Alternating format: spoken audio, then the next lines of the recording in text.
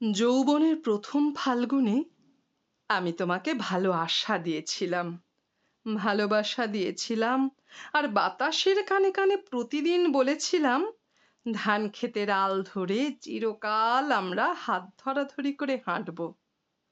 প্রভাতের রূপালী শিশির আমরা দু পায়ে দোলেছি, ধান শীষের মাথা নাড়া বাতাসকে আমরা বলেছি আমাদের ভালোবাসা।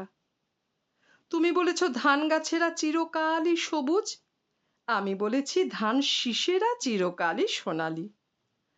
আমরা বলেছি আমাদের ভালোবাসা চিরকাল প্রভাতের মতো উজ্জ্বল।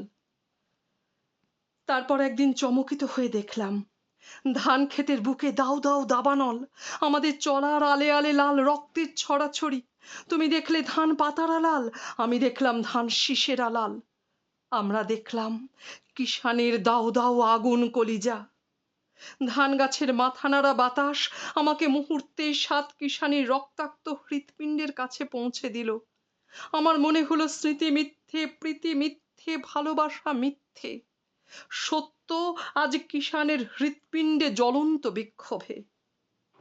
তুমি আমাকে চোখের জলের ছায়া দেখালে, তুমি আমাকে পলাতক বলে চিহ্নিত করলে। আমি দেখলাম তোমার আর তরাই মায়ের মুখে একই ভালোবাসা। তাই তোমার ঘৃণাও আজ আমার ভালোবাসা, তোমার অভিমানও আজ আমার ভালোবাসা।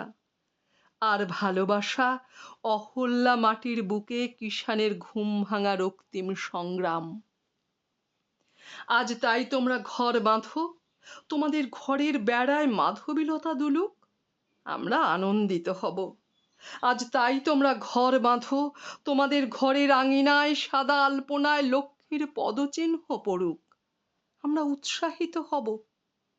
তারপর তারপর যদি কোনো দিন শোনো আমাদের রাইফেলের নিষ্ঠুর উল্লাস শ্রেণীশত্রুর বুকের রক্তে পবিত্র হয়েছে, তবে সবাইকে ডেকে বলো তোমরা আমাদের চিনতে।